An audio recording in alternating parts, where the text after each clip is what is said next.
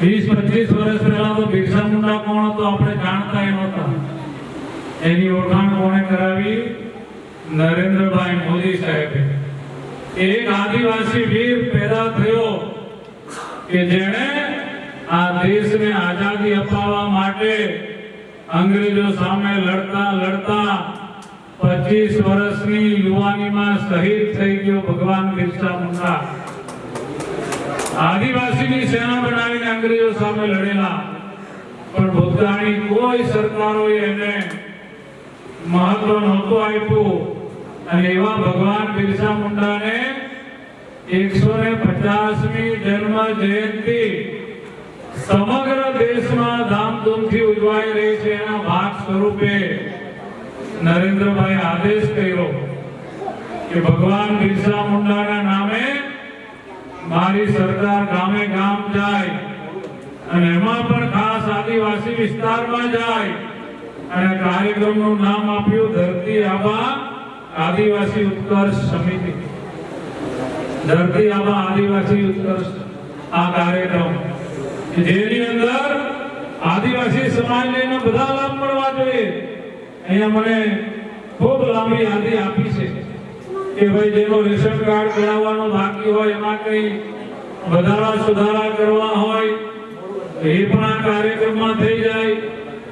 કોઈ ગામમાં વિધવા બેન રહેતા હોય તો ફોર્મ ભરવાનું બાકી રહી ગયું હોય, અથવા તો ફોર્મ ભરાઈ ગયું છે પણ કેવાયસી કરવાનું દર વર્ષે આવે છે ના થયું હોય અને પૈસા બંધ થઈ ગયા હોય તો એનું કામ પણ અહીંયા થઈ શકશે.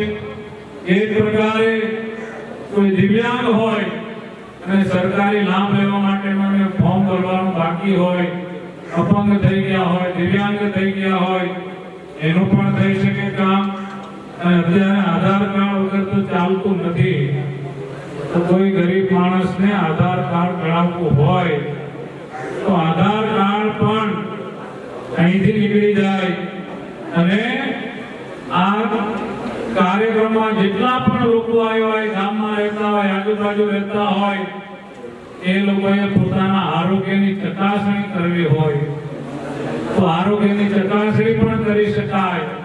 અને આદિવાસી સમાજમાં સૌથી મોટી જે બીમારી છે સિકલ સેલની બીમારી, કે જેનો આજ દિન સુધી કોઈ ઉપાય શોધાયો નથી આખી દુનિયામાં, આપણા હિન્દુસ્તાનમાં નહીં આખી દુનિયામાં.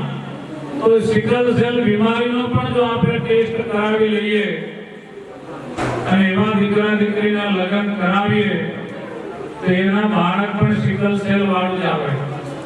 અને જો આ ટેસ્ટ કરાવેલો અને એને ખબર હોય કે ભાઈ મારા દીકરા દીકરીને સિકલ સેલ છે તો એની લગ્ન કરવાની એ સૂચન પણ આપણને મળે છે કે ભાઈ બે સિકલ સેલ વાળાના લગ્ન ના કરાવાય. તો એમાં નવું બાળક જે જન્મે એને સિકલ સેલની બીમારી થતી નથી. કિસાન સન્માન નિધિમાં દર વર્ષે મોદી સાહેબ ડાયરેક્ટ 6000 રૂપિયા મોકલે બધાના ખાતામાં. એમાં કોઈ રહી ગયા હોય તો એ ફોર્મ પણ અહીંયાથી ભરાવી શકાય છે.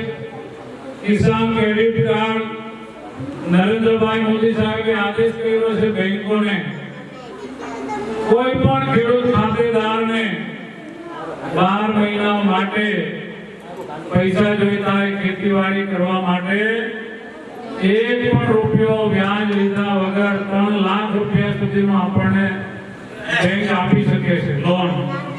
પણ 12 મહિના પૂરા થાય એટલે પાછા જમા કરાવો અને આશા જોઈતા હોય તો બીજા અઠવાડિયે તમને મળી જાય. જેમ કોઈની પાસે હગાવાળા પાસે ઉછીના લાવીએ